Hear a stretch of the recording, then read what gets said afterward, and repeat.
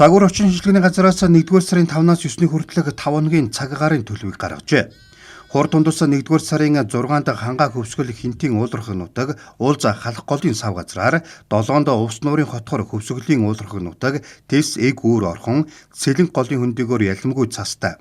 8-нд Баруун аймагуудын нутгийн зүүн, Төвийн аймагуудын нутгийн ихэнх нутаг, Зүүн аймагуудын нутгийн зарим газар, Говийн аймагуудын нутгийн хойд хэсгээр зас орж, засан шуурга шуурна.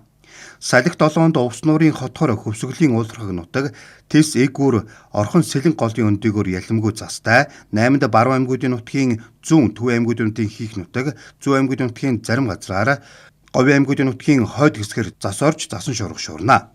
Агарын хэм дархтын хотхоор Завхан голын их хүрэн бэлчээр орчим Эдэрдэс голын өндөгөөр шөндөө хасах 33-аас хасах 38 хэм. Өдөртөө хасах 22-оос хасах 27 хэм. Хангаа хөвсгөл хинтийн ууларх нутаг Эг Үүр орхон Сэлэнг хараа өрөө туул тэрэлж хэрлэн онон уулз халах голын өндөгөөр шөндөө хасах 27-оос хасах 32 хэм.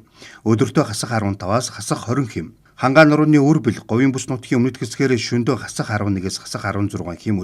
Өдөртөө хасах 3-аас хасах 8 хэм. Бусад нутгаараа шөндөө хасах 20-оос хасах 25 хэм. Өдөртөө хасах 9-оос хасах 14 хэмийн хүүтэн байна.